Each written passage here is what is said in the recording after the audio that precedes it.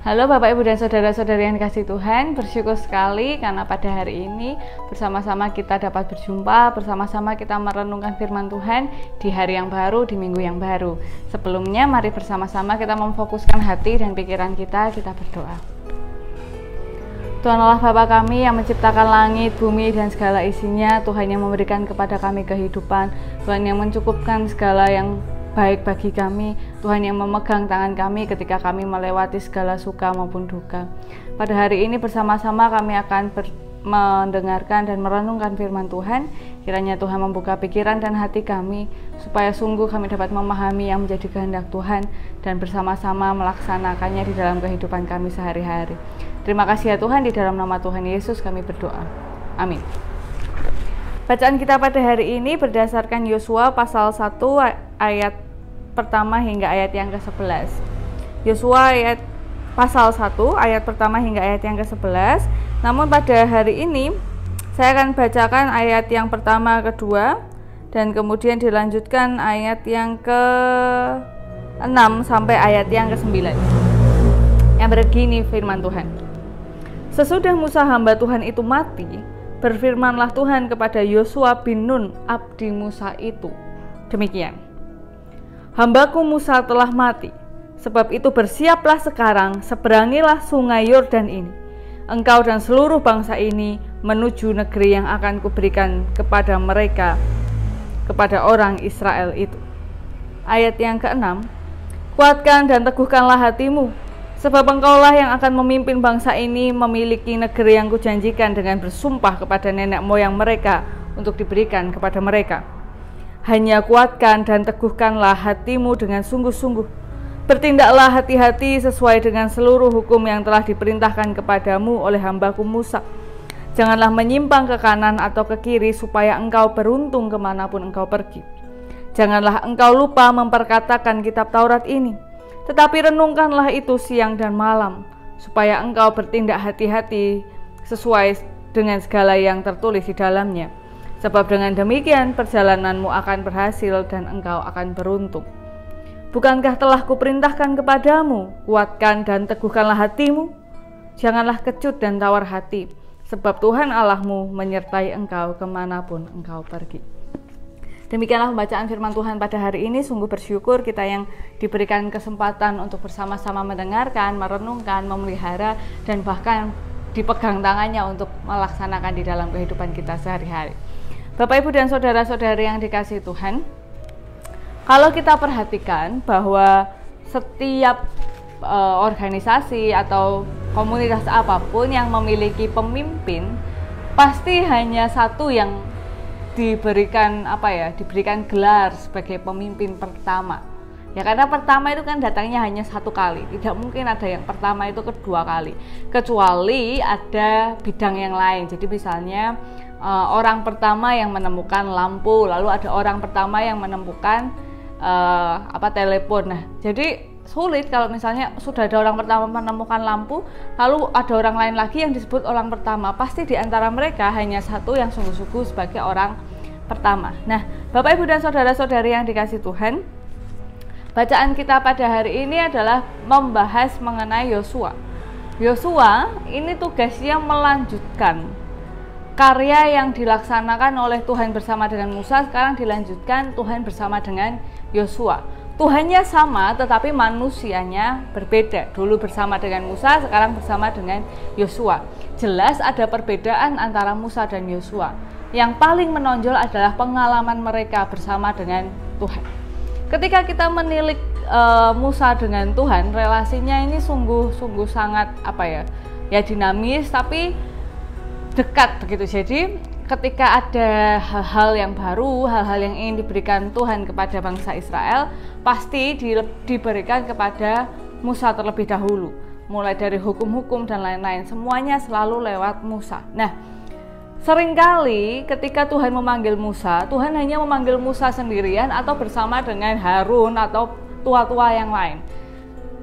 Hampir tidak pernah ada Yosua secara khusus di situ. Jadi kalau lihat itu pasti tentang Musa, ya, walaupun dalam karyanya seringkali memang Yosua terlibat juga di situ, tetapi kasih antara Tuhan dengan Musa yang begitu dekat itu jarang melibatkan Yosua. Nah, termasuk tentang memberikan hukum Taurat itu kan memang secara khusus ya diberikan Musa dan orang-orang lain. Nah, tapi Yosua ini berjalannya juga harus dengan Tuhan dan menaati hukum yang sudah disepakati. Kan beberapa waktu yang lalu kita sudah merenungkan bersama-sama tentang janji. Nah, ini sudah disepakati, lalu mereka Yosua harus melanjutkan kembali. Pertanyaannya adalah lebih mudah mana? Membangun sesuatu atau memelihara sesuatu? Seringkali memang lebih mudah menjalankan, yang susah itu mengawalinya. Kalau mengawalnya bisa, biasanya menjalankan bisa. Nah, tapi ada juga yang bilang bahwa lebih susah memelihara. Mengawalinya sih mudah, membangunnya gampang, dan nanti memeliharanya, kesetiaannya, konsistensinya itu yang sulitnya. Itu tergantung sudut pandang. Tapi dalam hal kepemimpinan, tentu melanjutkan bukan hal yang mudah. Kenapa? Karena sudah ada perbandingan. Sedangkan Musa itu tidak ada perbandingannya. Musa itu perbandingannya hanya orang Mesir, yang jelas-jelas adalah dua hal yang berbeda. Tetapi Yosua sudah punya Musa yang diperbandingkan. Belum lagi seperti yang kita baca, Yosua adalah abdi dari Musa. Jadi memang dia biasanya bergeraknya bersama Musa atau mendapatkan mandat dari Musa. Tetapi kali ini dia dipilih untuk berjalan bersama Tuhan, tidak melalui Musa. Dan tentu ada hal-hal yang berkecamuk di dalamnya, maka berkali-kali Tuhan menasihatkan, menguatkan kepada Yosua, kuatkanlah hatimu, teguhkanlah hatimu, karena memang perjalanan yang diemban itu sulit. Jangan lupa bahwa bangsa Israel bukan bangsa yang taat, yang nurut, yang setia, yang sama sekali tidak digambarkan seperti itu dalam bacaan-bacaan yang lalu. Mereka ini sudah diberikan ini, masih marah, dan lain-lain. Nah, jadi ini adalah hal yang tidak mudah bagi Yosua. Nah, yang perlu kita renungkan pada hari ini adalah pada ayat yang ke-8. Jangan engkau lupa memperkatakan kitab Taurat ini, tetapi renungkanlah itu siang dan malam. Kenapa? Karena Yosua itu bukan penerimanya, bukan orang yang diberikan secara langsung. Nah, menafsirkan sesuatu yang ditulis oleh orang lain itu adalah hal yang tidak mudah. Ini sangat dekat dengan kita, kayak Bapak Ibu baca Alkitab ini, seringkali kita ini mengalami salah paham. Kenapa? Karena ibaratnya begini, ini adalah surat atau surat, ya itu surat tulisan cerita yang ditulis oleh seseorang dengan konteksnya mereka, dan sebenarnya untuk dibaca orang-orang pada konteksnya yang lain. Nah, kita ini adalah pihak ketiga yang membaca tulisan yang diberikan dari orang pertama hingga orang kedua. Kita ini pihak ketiga, dan konteks kita itu berbeda dengan orang pertama dan kedua. Jadi seringkali kita mengalami kesalahpahaman dalam membaca ini, Alkitab ini, karena yang kita gunakan adalah konteks kita, sudut pandang kita, di mana kita tinggal dan hidup di masa ini, di tempat ini, yang berbeda dengan penulis maupun pembaca pada saat itu. Nah, begitu juga dengan kitab Taurat. Bagi Yosua saat itu, ini bayangkan ya, ini baru sampai Yosua. Bagi Yosua saat itu pasti tidak mudah. Maka dikatakan oleh Tuhan, jangan lupa diperkatakan, artinya adalah diwariskan, disampaikan kepada orang Israel maupun ke anak cucunya, dan direnungkan siang dan malam. Nah, kalau Bapak Ibu mengingat, kemarin beberapa waktu yang lalu ketika saya menyampaikan renungan, saya sudah bilang bahwa ini sudah pernah disampaikan di waktu yang lalu, tetapi ada pembahasan yang berbeda. Kenapa? Karena setiap kali kita membaca Alkitab, kita selalu menemukan hal yang baru.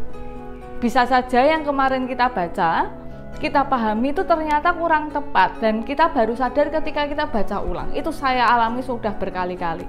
Nah, maka dari itu Alkitab ini lebih baik memang dibaca berulang-ulang siang dan malam, direnungkan terus-menerus.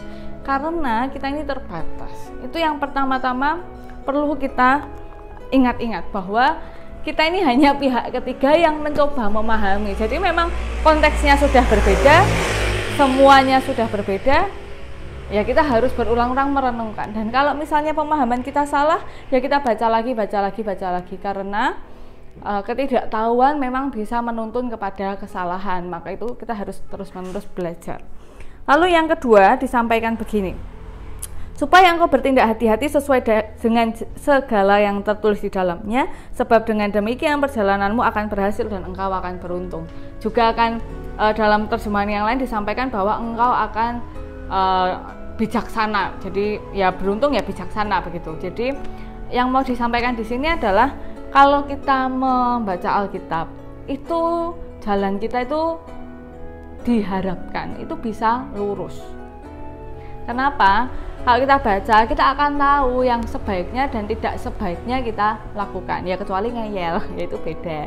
Nah, tapi kalau kita ya yang tadi ya kayak pertama ya, kalau ketidaktahuan itu bisa menuntun kepada kesalahan. Nah, maka supaya kita tidak tahu, gimana? Supaya kita menjadi tahu, tidak efektif kalimatnya.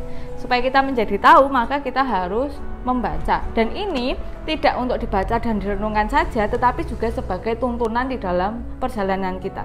Yang kemudian dikatakan bahwa kita akan berhasil dan akan beruntung, yang juga disampaikan kita akan menjadi bijaksana. Kenapa berhasil? Karena stepnya itu sudah benar, tahapnya itu sudah benar. Misalnya kita mau ke Jogja, kita tahu alamatnya, kita tahu jalannya, kita tahu caranya ke sana, ya kita akan berhasil sampai Jogja.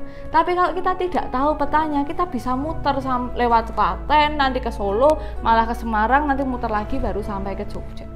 Nah, maka dari itu hari-hari ini banyak orang termasuk saya ya, jadi tergesa-gesa dalam membaca Alkitab, ya cuma sekali baca, 2 kali baca.